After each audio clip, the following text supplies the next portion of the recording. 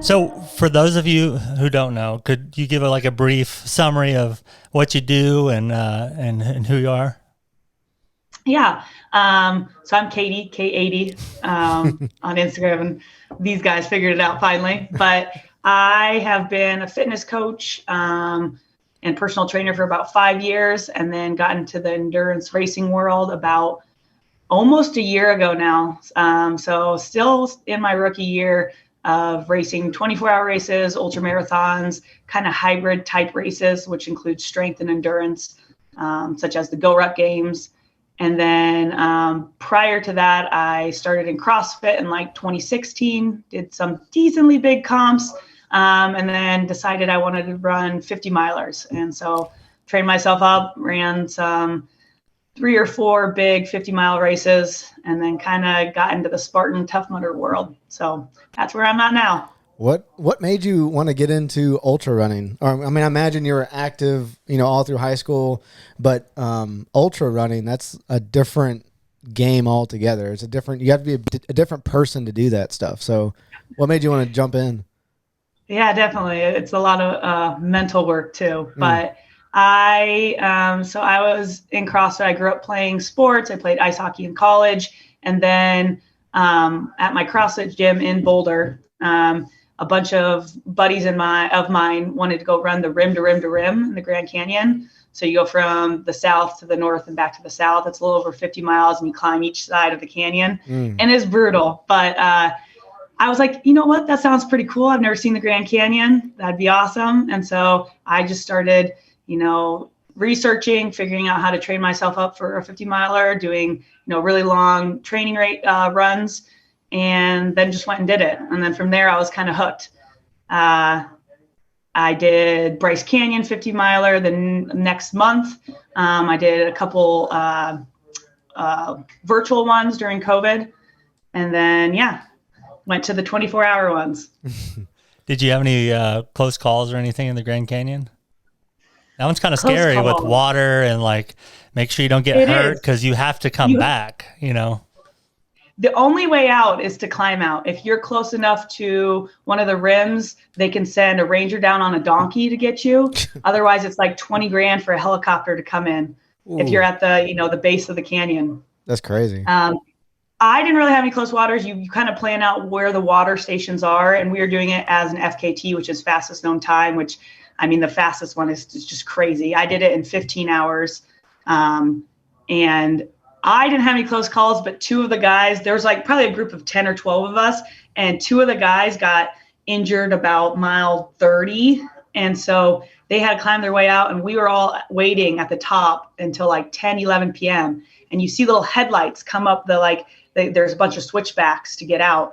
And we'd scream down, is it Jeff? Are you coming? And they'd be like, no. And so we waited there forever. And we were so close to having to call because we didn't know where they were. And they finally made their way out. One of them sprained their ankle really bad, and somebody messed up their knee. So, jeez, is it Jeff, my Uber driver? Is that you? Yeah, that's like the exactly. Show. I shouldn't be alive. It'd be pretty funny. That's crazy. So you played ice hockey in high school. You're a freaking savage. Is this the same person that was slamming Chris? Yeah. Didn't you slam Chris on the ground? You were slamming Chris? That was wrestling. That was me. So ice hockey. So I grew up in Iowa, and so all my, my brother-in-laws, they wrestled NCAAs. I come from a big wrestling family. All my exes wrestled, and so I've been watching wrestling since I was 14 years old. So I've done kind of one wrestling camp. So that was kind of my experience. But yeah, I played hockey since I was 5. There were no girls teams in high school or growing up, so I played with the boys up until college, some travel girls teams, and then I played with the girls in college. But yeah, growing up playing with the boys was fun. They either were pissed off because you were a girl and they were going to take that, or they would not touch you. But there's checking in men's hockey, and then in girls there's not. So that was a hard transition. Spent a little bit of time in the penalty box just trying to you're right, I can't check you. You have to poke check with your stick and stuff. So yeah. What is checking? I guess when you hit them, when you hit. Like, yeah, just using your body. Oh man. Yeah. That's when I saw that video of you throwing her down, because she I think she did a competition, maybe that same one or something similar, and I've never seen her wrestle at all.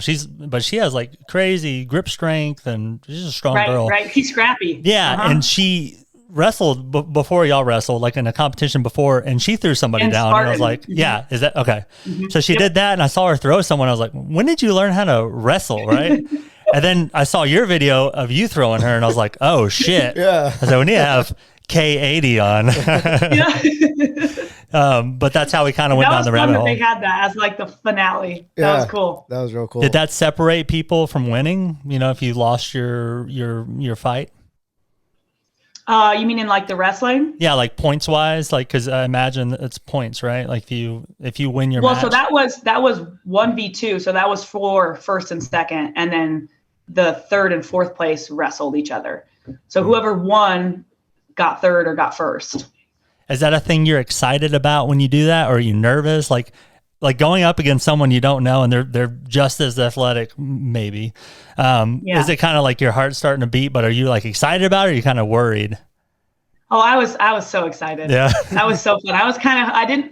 There was like kind of rumors at the end of the day that was going to happen. They started getting out the wrestling mats, and I was like, yes, there were rumors. That's pretty fun. No one else did a chance. Yeah, I was excited. No one else did a chance. If you grew up playing hockey, I feel like hockey, I've never played hockey, but I've been on ice a couple times, and it's like you're a different person. Like, so I played football. So football is pretty rough, right? You're colliding.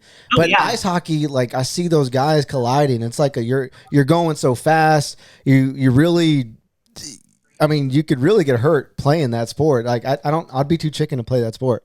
No. So I don't know. I think football and hockey probably have the same kind of concussion rates. Probably. I don't know. We'd have to look that up. There's a lot more fist fights in hockey, though. Yeah, I feel like hockey players have less teeth for sure. Uh-huh. Are you a good skater too, or so I played defense, so you kind of have to skate well and skate well backward. So. Yeah, that's something we just don't have. We're in Texas, so I mean, I think we had a team at first, and we did. Arrows. The Stars. Is it the Stars? Yeah. Well, we don't know, Stars. but yeah, there's not a common sport you do in Texas, so we never got involved in that. You have to do something on a hot field in Texas. Yeah, seriously, we're in Texas. Houston, or near Houston. Okay. Yeah, near Houston. Pretty much. Houston. I had a buddy live in the Woodlands. That's close by, right? Yeah, that's real close. Yeah. Uh-huh. So, do you do this like athletic events full time? You mentioned you're a nutrition coach too, so your life is full of athletics, food, competitions, and that's how you make a living, huh? So I'm not a nutrition coach. Hopefully one day I will be, but I am a fitness coach, personal trainer. So I work, Google has a pretty big campus here. So I work as a performance coach, training all the Google employees. Wow. With classes and personal training. And then prior to that, I worked at what was CrossFit HQ, CrossFit Sanitas in Boulder. And then I've worked for a couple other big tech companies who have that, like, corporate health and wellness perk for their employees, which is super fun. That is badass. That's awesome. So that's my full-time gig. Hopefully, like, eventually I can kind of transition into just racing professionally, but you got to pay the bills. So both of them work pretty well. How is it working at Google? I mean, what kind of environment is it? Everyone real nice? Are they kind of stuck up? Like, what kind of people? No, they're super nice. So, what's the movie about the tech company? Intern? Yeah. Is that what it is? Yeah. So it's essentially like that. Google buildings and all their campuses all throughout the U.S. are like, those buildings look like that, like in the movie. You get lunch, you get breakfast. I coach some fitness classes each day, have some, personal training clients, and then just kind of hang out. So it's a fun gig. That's cool, man. So what are the sleep pods and slides and all that shit's real? We don't have a slide. We have a rock climbing wall, which is pretty cool. It's like one of the biggest ones. Like, we don't have a slide. There's the barista. There's lots of fun little hidden rooms. There are like hanging sleeping pods, massage chairs, things like that. Dang. Yeah. And it's all free, right? For the employees, and for everyone. For the employees and everybody. What'd you say? For the employees and everybody? Well, like people like me. Okay. So like I'm not technically like a Google employee, right? I'm not a designer, whatever, but I'm a fitness coach at Google. So. That's cool. That's so awesome. Everyone. I'm jealous, man. I'm really I jealous. want to go work there. Don't they have like the self-driving car too that like drives you around? That's like they let actually self-drive. So Oh, hey. This podcast episode is brought to you by BCN Supplements. BCN Supplements is a Texas-based company that produces and manufactures everything right here in the great United States of America. The good thing is BCN caters to every single person on the fitness spectrum, whether you're a seasoned hybrid athlete, kind of like myself, or you're a newbie just now starting to pay attention to your health, kind of like Mike. BCN has what you need to make a healthy choice. Lately, I've been using BCN's pre-workout mix, and to be honest, I'm not really a pre-workout guy because I don't like the way most on the market make you feel. You know, the crash and that tingly feeling, but you don't get any of that junk with BCN's pre-workout mix. I've noticed I had more focus during my lifts and more energy to carry through my longer workouts, and that pump you get is just, it's amazing. Drop what you're doing right now and go to bcnsubs.com to place your order today on this pre-workout mix. They got vitamins and they got collagen, and be sure to use promo code CWJM to receive 10% off your next purchase. BCN Supplements, helping build a better you from the inside out. the campus out in the Bay Area, it's like a mini college, and they have those, and they have like tons of fun little like machines that take you to and from each building because it's so big. Boulder's a little bit smaller. There's 3 buildings within Boulder, and then the biggest one, it's not quite big enough where you need like a car to get you around. But yeah. Growing up, did you think that you would be able to make a living off of 100% like fitness stuff? Not really. So I graduated with a degree in design. So I was a freelance graphic designer for a while. And then I was like, no, I'm tired of sitting at a computer. And I always coach like fitness part-time on the side. And then I was like, I'm going to become an elementary school teacher because, they get holidays off, summers off. Sounds like a pretty good, gig. So I taught 4th grade, and then I taught technology to kindergarten through 5th grade for a couple of years. And then I was like, what am I doing? I love fitness. This is all I do every day, all day. Makes me happy. So then I transitioned into that. That's great. And with social media now and everything, you make so much money. The opportunity to make money as a fitness influencer is pretty crazy. Mike and I were just talking about it this morning. Like 15 years ago, there was no way to make money off of Instagram or YouTube. Mm-hmm. I don't know if you're on TikTok too, but there's like so many different avenues to make connections and make money and not have to go to a 9-to-5 job. Yeah. There's that. Yeah, exactly. There's that famous picture of like the guy dressed in a clown suit and looking at himself saying, going to work every day knowing there's a YouTube kid that's 14 making $40 million reviewing toys. Yeah. Are you? It's so true. Yeah. YouTube, people on YouTube make so much money. One thing that's kind of new, well, not newer, but helpful with social media and Instagram is brands. So brands will reach out depending on like, your success level, your engagement, things like that. So that's been kind of fun, starting to work with some new brands, kind of having talks with a lot of them, figuring out who I want to work with. So what does that look like? That is nice. Do they organically reach out to you, I'm assuming, and do they ask you to prove, like send them snapshots of your like your activity on your account? Like what does that process look like when a brand reaches out to you? So yeah, most of the time they just organically like send me a message. And then we kind of have a discussion, a phone call, emails. They'll either write up a contract. It's usually like based on, what the brand, what you kind of want to work with. So like me making stories or posts about their brand. And I only work with brands that like I organically would use every day because there's nothing I hate more than like it being really fake. Like, hey guys, use this. That's just not me. But like if I'm out on a bike ride and I'm using, a supplement or something, like I'll share about it because I would anyways. And then from there, it's kind of like just you figure out, what each of you want within the partnership and kind of go from there. And then some of the big ones do ask for insights from your profile just to see your engagement level. So, yeah. Golly. That's pretty cool. What are some of your big brands that you got or that you're a part of? Yeah, so I work with a sodium salt spray called BOA, and they're growing pretty big. They're they're like one of the head sponsors for the U.S. triathlon. And then I work with GoRuck. I have talks going on with Grit Fitness, Noble, and Fit Aid. Grit Fitness, huh? Yeah. Oh, Kenny. Was that before you knew Chris or after? Not that Grit Fitness. Oh, a different one. Oh, okay. There's not more than like one. Yeah, there's only there's one. Like GYRT. Like Not K80? GRIT. Like K80 or what? You wait till Yeah, exactly. They spell it different. You wait till Kenny hears about this shit. Yeah. I'm gonna tell him. Yeah, he's gonna be livid. That's funny. It's like an apparel brand. I don't know what's GRIT. That's Chris's, but what do they do? Functional fitness, and then they Okay. train for obstacle course racing, like Spartans and Tough Mudders and all that. But it's not. they're like, it's not OCR though, or not OCR. Oh, okay. No, It's not CrossFit. It's not CrossFit. got it. It's like got it. yeah. Okay. So they do apparel too, or they're just like a training company? Well, they have shirts and sweaters, Okay. and they try to get in on that too. They have a pro team that goes around and They're growing pretty good. okay. Yeah. They're growing pretty Nice. good. Someone's gonna throw you on the ground one day. No, not gonna happen. It's not gonna happen. Maybe.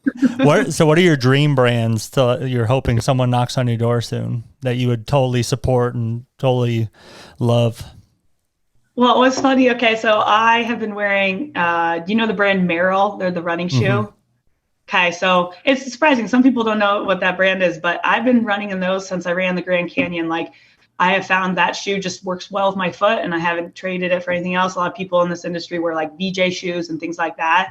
I have tried to work with them so many times, and I think I'm like the only like racer that wears them.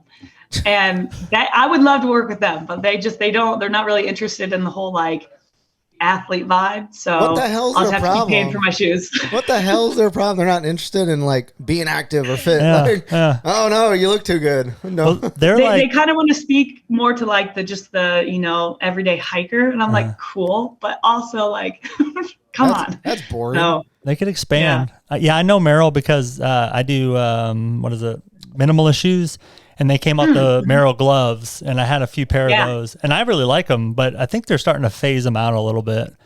So I've moved to like the Vivo barefoot. Vivos, yeah. Those are really nice shoes. I've heard people love those. I should try them out. They have a hefty, like just a dumb price. Like, people can afford them, but it's like, come on, guys, it's like an extra $100. Really? But when you put them on, you're like, oh, this is why. quality shit. Okay. Are they better than ultras I like them better. Ultras are just a zero drop, so you have a lot more cushion. and toe box? And I'm trying the toe box too. I'm just trying to be as like on the ground, like without being barefoot. trying to ground. Yeah. Do you like the ultras? I like the ultras. Yeah, Mike actually got me into. I was like a Saucony guy, Saucony and like Hoka, but they got cramp your foot. It's not like a natural running stance. So Mike got me into ultras. Are you into this whole minimalist stuff, or have you ever been? Yeah. Back in the day, there was those like toe shoes. What was it called? Vibrams. I ran in those for a while. Wow. And then I kind of switched to like the zero drop, and now I found like Merrell's not a zero drop, but they're pretty minimal. And that's really like, I've never tried the ultras. I've never really tried anything but Saucony and Merrell, and I just kind of stick with it. I'm a pusher kind of. So you should definitely try. I've been telling everybody, even people I really don't even know, like, you need to try ultras. Get out of those Nikes because you're going to have plantar fasciitis. You're going to have something. Like, you need to get on some ultras. Yeah. Just like in the Starbucks line, like, hey, I see you wear Nikes. Yeah. Don't do that. Or if someone's what's worse, if someone's wearing an ultra shoe and I don't know, and I'm like, hey, I got them on too. Just completely different. I see you got oat milk. Do you wear do you wear ultras? How do you feel, or I guess what's your thoughts on, we're talking about ambassadors and, having brand partnerships. All the girls on social media now that they don't have to do anything special. They can just do a squat and then do the like, just wear some booty shorts. Yeah. And then you go and they're like ambassadors of like, Alpha Elite, all those main brands, they're the ambassadors of, and that's gotta like kind of tick you off a little bit, right? Because there's no talent there, right? They're just showing their ass off a little bit. Pretty much. And that's like kind of the world of influencers these days, is that they don't really have to, like, even people with huge training programs, like, have never really done or competed in anything, but they'll do just like jump squats in the living room and be like, hey, follow my program, and get super popular. So that is a little frustrating. But then when you see like just the ambassador, they're not really getting paid anything. They get money off codes and commission. So like, yeah, anybody can be an ambassador. But if you're, there's a difference between ambassador and being a sponsored athlete. So yeah, they can, they can take all their codes and take all their booty pics. That's fine with me. But they're making money off Instagram, just by showing that is true. The same picture every day. I don't care to look at them personally. Because it exists. He knows where they are. But you probably see a difference in your post, right? Like if you show a little more, like you get more likes or whatever, and it's kind of hard because you'll post one, you're like, well, I didn't get as much, so let me maybe lose this shirt, like wear something not a whole shirt, but like just wear a top or something. My abs essentially is all that matters. Like really, like I'll win like a competition, like the Go Ruck Games, or like even World Toughest Mudder, and people will be like, man, like, let's see the six pack. Yeah. That's all we care about. And it's like, okay. I'm glad you brought it up, because that's my main question for today. What is it? What's up with these fucking abs, man? My abs? Yes. Can we get a little peek here? Dude, I already see them. That's ridiculous. Oh my gosh. So look, I assumed all we have is to look at your Instagram. So we don't have, I didn't see any like crazy articles or anything. So I'm looking and I'm like, this girl probably has natural abs, like minimal effort. She just has them. So then I went down all the way to the end, and I saw that you didn't always have them, and you weren't always that lean. So I'm pretty fucking impressed now. How the hell how the hell did you do this? Because those are the craziest abs I've ever seen. So I'm sure, there's some genetics behind it, obviously, but I spent a lot of years weightlifting in CrossFit and then on my own. And I think that built up, your muscle. And then from there, I went into endurance. And so a shit ton of running and biking. And I think that combination does a lot. Like even today, like I'm not a typical ultra runner. If at start lines, it's pretty funny because I'm pretty bulky compared to everybody. And I get told all the time, you don't run ultramarathons. I'm like, okay. But, I find that being a hybrid athlete, the strength training and then the endurance go hand in hand, especially for things like obstacle course racing, where you need that strength. And if you're doing it for 24 hours, that's going to take you all night long. So I think that's the secret sauce for those of you who want abs. It's lifting and it's endurance.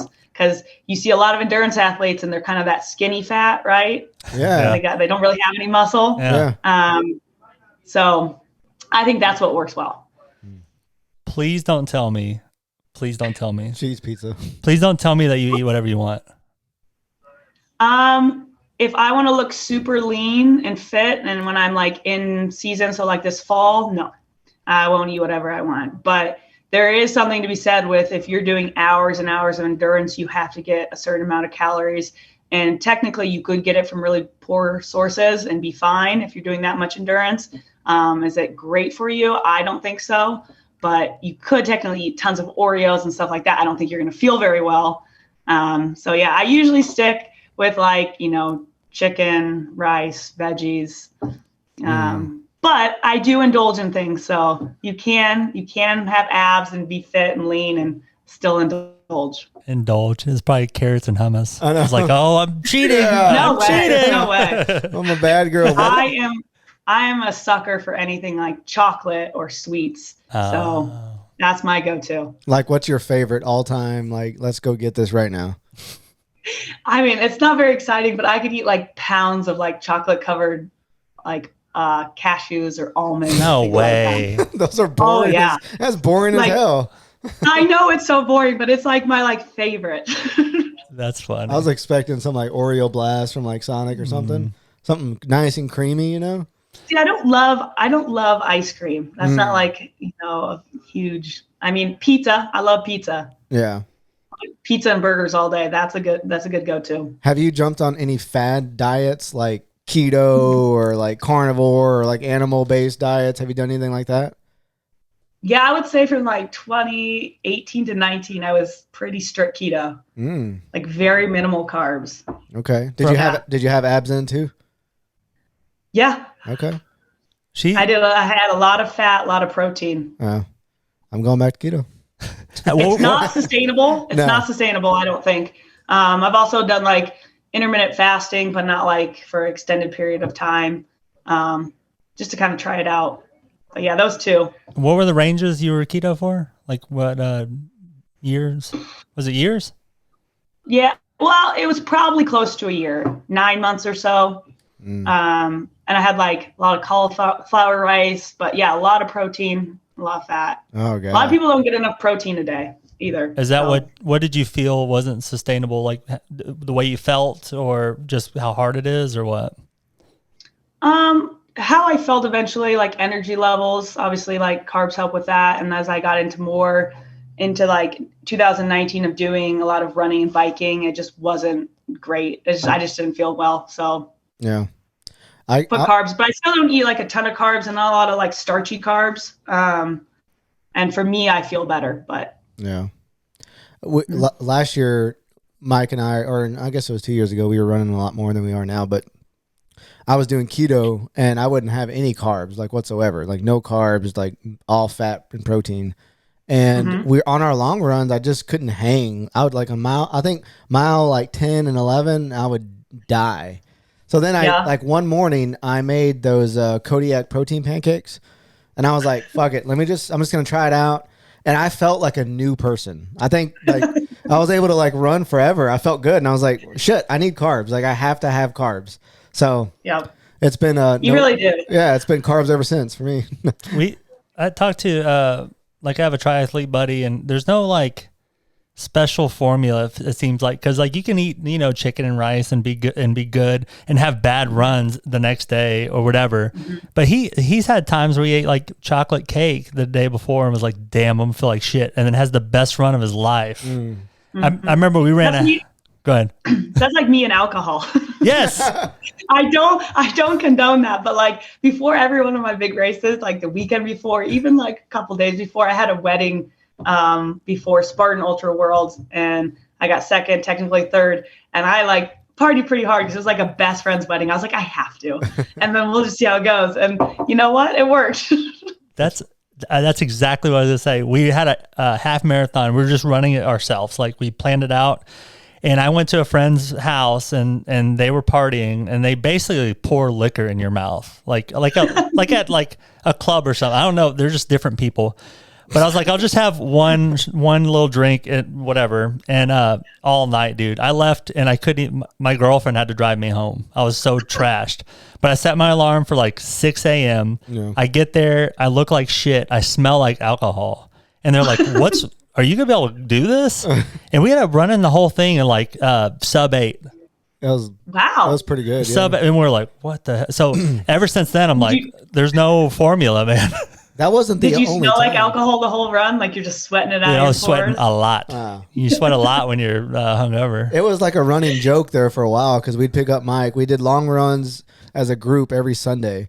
So whenever we picked him up, he was always hungover, and we're like, I don't know how the fuck he does this. Like he's literally, I still smell the vodka on him, and he's running like one of those rock stars. Because I was running a lot longer than them before, and then I would run out there. I was like, all right, 740s, boys, and they just started, and they were like dying, and I was like, what's wrong with you guys? But I didn't realize how much training I trained for a marathon, so I was like in it. And they were starting to get into it, but they were like, this drunk motherfucker, I can't catch up with him. Maybe because it's vodka.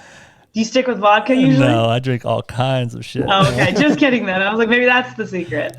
Are you conscious of like healthy or drinks like, like vodka, water, or like tequila, soda? I just love vodka. I had too many like bad college nights on tequila, so I just kind of like, I don't want that anymore.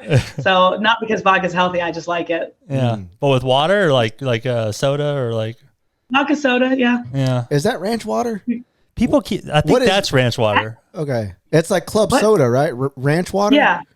Is that ranch water? I don't know. I don't know what that is. I think so. Have you seen the show Yellowstone? Oh, that's where it's coming from. Oh, yeah. That's where it's coming from. One of the guys is he did a commercial, but I think it's Topo Chico. Yeah, that's what it is. That's what what makes it ranch water. But I think it's vodka. Every time I order, so I started tequila and soda with lime, and they're like, "Is that ranch water?" And I'm like, "Why is everybody asking this?" I just want it's just 3 ingredients. We can call it ranch water, or just make the 3. Just start ordering ranch water and then see what happens. See what they bring you. Hey, that's not a bad idea. You are She's a smart one. She does work for Google. Yeah. So wait, you guys you've ran marathons, but it seems like you run a lot. We used to. He has like plantar that he's still trying to get over, and I just stopped wanting to run. But we've done marathons. We've done a 50K. We started getting into ultras. We did a grit, like our grit over here. Challenge. It was a 24-hour challenge that we had to run. Was it 4 miles every hour? Yeah, it's a group of 4. Okay, a group of 4 like a team event. So we're really into athletics. He is more than I am, and I just can't. I want to be interested. So like I started playing basketball again, so I can like run and not know I'm running, and trying to like do some diet stuff. Yeah, I'm trying to get those abs. There you go. You got to do what's fun. You got to do what you enjoy. Yeah. I don't believe in that. I don't believe in fun. Here we go. I just like working out. So I can't run. Mike got me into running. I hated running. I ran in track in high school. It was awful. I hated every minute of it. But he got me back into running. But so now I'm trying to baby my leg. I got some hip flexor crap going on, but I've been doing a lot of lifting. I lift a lot. But I started flirting around with some cold plunges. Do you do any like saunas and cold baths or cold showers? I love cold plunges. So especially in the winter here, they always do stuff down at the Boulder Creek where you can get in the creek. And then even like after some long runs and stuff, I'll go stick my feet or legs in. And it's pretty cold. It gets a little warmer right now, which is kind of nice. But yeah, the winter's brutal. How is it being in Boulder with all those animals? It's pretty crazy. I live right near the base of like one of the big parks with a bunch of trails, and there's always like bears coming down the alley. There's foxes. There used to be a lot of porcupines. There's skunks. My dog gets sprayed by a skunk all the time because he just can't figure it out. It's awful. He got sprayed twice in like the span of 3 months. Oh gosh. Yeah. How do you? And he got pneumonia the second time because he inhaled the skunk spray. Oh my god. Yeah. That's awful. I know. I didn't know that could happen. Yeah. Tell him I said hi. Hunter. Hey. You have to say hi if you're gonna walk through the screen. That's wonderful hair right there. I'm jealous of his hair. That's what a real man looks like. Does he get it permed? Get some mass gainer. Unless you guys are constantly consuming mass gainer, you're is that coffee or protein? Dude, that hair is amazing. Oh my gosh. Yeah, it's nasty. No, it looks amazing. And he probably needs a haircut. I'm probably actually going to get a haircut today. Not kill it. Don't do it. Curly mullet, dude. Nobody can do that. I can. I got straight hair. Not the back. The party in the back can stay, but the front. You have to understand, it's kind of like Medusa. Like these things are like snakes, living creatures that are just constantly fucking up my day. You got to feed them, man. I'm jealous. Yeah, I know. That's why I take mass gainer. That's why I take mass. I'm going to go buy some right now. What are you guys talking about? Lots of things. Where are you guys based out of? Texas. Houston, Texas. Have you guys heard of the company called Turtle Box? No. Dude, the best speakers on the planet. Like I'll get them to send you. Speaker. I'll get them to send you guys some. It's basically like an Armageddon box. They're indestructible. You can throw them in the water. You can party with them. Really? Whatever the heck you want to do. Dude. They're out of Houston. You guys should get some. Just a box? It's a speaker box. Speaker box. Like, it's kind of like Saunas for badass people, though. Saunas is for people that like went to a prep school. Yeah. And probably wear, what do you call those things? Like the Waterbury shoes, like the old Chuck Berry's type shoes. And then they had the fat boy shorts. What were they called? Chubbies. Chubbies. There you go. Chubbies. Yeah. That's a Saunas thing. I'm more of a Turtle Box guy. It's for like lumberjacks and dudes that shotguns Coors Heavy. You look like you break some wood, like you chop wood in the back just for fun. All day, dude. Is that where you were? At our cabin out in the mountains, we chop wood constantly. Like it's like 95 degrees outside. I don't need to have a fire, and I'm still chopping wood. Just throw the wood out. I got him like a really cool like custom axe, but he says it's too pretty to use. But it's so cool. That's I'm like, that's the point. Just use it. Break it. We'll get a new one. That's a thing. You got to buy him another one so he can put that one in a glass case. There we go. Yeah, that must be what I need to do. I'm literally like on the verge of quitting like real exercise and just only like picking up rocks. I've always told Katie, it's like when I get married and have children, my daily task for the day is just to dig the biggest hole in the backyard possible or pick up the biggest rock to just show my dominance in the family. And that's it. Better watch out. Task for the day. You get to China that way. Better watch out. There's this guy. That's right, dude. And I'll just bask in a lawn chair for the rest of the day. There's this guy on TikTok, and he's like gotten famous just for chopping wood. And I think that dude's a pussy. I've seen it. Hey, show him what chopping wood's all about. Fake. Is it or fake? like the wood's fake. A lot of people say that. Oh, so you know which one I'm talking about, right? I know exactly what you're talking about. We get sent that stuff all the time. I'm the kind of guy. You come to my page, you'll see me riding a unicycle chopping wood. Yeah. Now that's a real man right there. I can tell by the way your legs hiked up. Nice pressed, like he's got his, what do you call them, Carhartts. He's like taking them to the dry cleaner so it looks good for his video. Pressed, yeah. Not this guy. I'm on my thigh highs taking down trees. I can see a lot right now.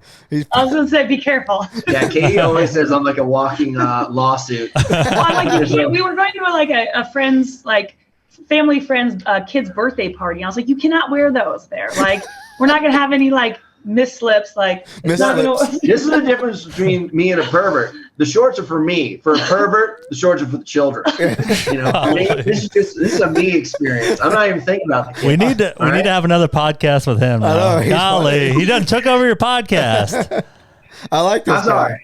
I came out here to get some ass. He does this every time. He's like, "Oh me? Oh, welcome, Tom. Yeah. Oh me? I'm not that funny. Look at me." Let me talk for 10 minutes. Yeah. You know, he did his hair a little bit before he came out. Yeah. Kind of gave it some volume. What if he came out butt naked? Like those videos, like when they're on a He meeting probably for would. work. I wouldn't put it past him. That's funny. Yeah, I love it. He's a little fireball, isn't he? He's a good guy. I'm a big fan of his already. I'm gonna go follow him on Insta. So what are the close encounters? Have you had any close encounters like with bears or freaking mountain lions or anything like that? I've seen a black bear off a trail. But that's about it in Colorado. And out in Crestline, where he has a cabin out by Big Bear in Southern California, there was a huge black bear in the backyard, and he was like getting in the cold plunge and tearing up the top of the hot tub. So I went outside with a camera because I had to see him, but I stayed close enough to the car, like just in case I needed to jump in. And he was really cute. He was big. Other than that, the only other like encounter was with a porcupine. And that was in Telluride for the Spartan Ultra World Championships. And it was right after, I don't know if you guys know, I got that huge penalty, the like 90-minute penalty for missing a couple of burpees. Oh, yeah, shit. that was a bummer. And so I was going up the trail on my next loop, and it was like 10 p.m. I was like, gosh, dang it. Like, this sucks because that's going to put me way behind. And this giant porcupine just like pops out and just stands on the trail. I was like, I don't know the survival techniques. What am I supposed to do? Like make noise, run away? And it just like looked at me, and we just stood there for a couple of minutes, and then it left. I was like, okay, wow, cool. Yeah. It's so fun. You know, I was talking about animals. I met athletes. Oh, but I learned a lot about animals. I didn't know. But because Boulder's like the hub for like with athletes. for like athletes. Me and you were on the same level. I thought he was. I was talking gonna about stop animals. you, but I liked where you're going, so Okay. I'll let you. It's become like a pretty big endurance capital of the world or of the country for training. So it's kind of fun to have a lot of big OCR people. You know, Chris moved out here, training at elevation. You just can't beat it. It's fun to go down to sea level and compete, and then, you know, for the first couple of days, and then it's normal again. But it's a good place to be if you want to really, really improve. Are you I didn't know. I thought you gave me the finger. I did a little bit. Okay. But if you have some, we have these like social cues that we give each other because we don't want to interrupt Like each for other. your pause. Well, no, like so we do this little finger thing. Yeah. We finger each other. So it's like if he has a question, he'll raise his finger, and that lets me know that I need to shut my mouth, and vice versa. That way we don't talk over each other. That's how we. So you know. Yeah. But anyway, that's smart. I don't even really notice the finger either. Oh, I would think you could like tug your ear, but you have headphones on, so that doesn't work. Yeah. I'm grabbing his butt like. Yeah, it's cool. You could go under the camera. I would never know. Don't look at our hands. Do you I'm at being a female in the sport, and I feel like the sport's gaining a lot of traction. Do you hope to help bring more females into the sport and kind of be like a shining light? Because when Chris was here, there's a lot of young girls that were looking up to Chris. She was like a beacon almost, So is that the same for you, like in your hometown or the area that you live in currently? Yeah, and especially when I go to like races and things like that, I always try to like talk to the girls or younger girls. I kind of grew up in a male dominant sport playing hockey. And so I definitely think that it's super important to get more females into the sport. And I try to show that it's okay for girls to have muscles and be strong and confident. And so that is a big thing that I like to kind of promote. And I hope that more girls are going to get into the sport because I think that would be really cool. And I think it's growing. So that's a good sign. Yeah. Can you beat your boyfriend up? At certain things. What's the thing I'm better at pickleball. I'm better. Obviously, he thinks he can beat me at hockey, but he cannot. Or skating. I was like, I don't know, you can't even skate backwards. He's definitely faster than me. That's a given. But I can go longer than he can. Yeah. So what about wrestling? We definitely. What? What about wrestling? He's just like 200 pounds. So maybe if he like shrunk down in size, I could have a chance. But there's not any technique in the world that could help me when he's just 200 pounds and he can just sit on top of me. Wow. Are you tall? Like how tall are you? I'm 5'9". Okay. Damn, I thought you could handle it. Decently tall. You have to do some more weight training. Yeah, I know. I just got to bulk up. That'd be pretty hard. I'd have to put on like, I don't know, 70 pounds, 60 pounds. Oh yeah. Well, I feel like girls these days, like every girl's working out. Every girl wants big shoulders, a large back. Like, 10 years ago it was, be skinny as possible. Or probably not 10 years ago, maybe 15 years ago. Like being skinny was the thing. Now it's becoming like, which is awesome. It's becoming a thing where girls like are going to the gym and just doing deadlifts and squats and shit now. Yeah, it's pretty cool. Yeah, I like it. It's fun. There's that funny like TikTok like where it's like, when did girls decided to get like fit or buff? And then like all the guys go to the gym. Have you seen that? No. Oh, it's pretty funny. I'll send it to you. I'll have to look it up. Go ahead. Do you do any supplements? Because like going back to your picture when you're not buff, but buff has to be a northern word. But going back to that, like I saw one of the races you were running, you did have some size on you. I mean, you still have some size on you. So how do you keep that size? Is it just you work out so much, or do you put on do you do protein or creatine or anything like that? So I'll always have protein. I try to, consume as much protein as I need a day. And then I'll spend, so like beginning of the year, I do like more hybrid type races. So like there's the, High Rocks, there's Go Ruck Games, things like that. And then that's kind of a lot of like weight training, lifting. Right now is kind of like bulk season. So I'm spending a lot of time in the gym so I can kind of build up that base. And then when we get to the fall, when it's all endurance, I will lose a lot of muscle, just like I did last year. It's pretty funny, the difference by, November after WTM, it's like all gone, or at least to me, it feels like it. And it really is if I got on a scale or I did measurements. So I have some kind of like base and some muscle going into that. And then from there, it's kind of like, just all endurance, and then we'll start the cycle over. That's great.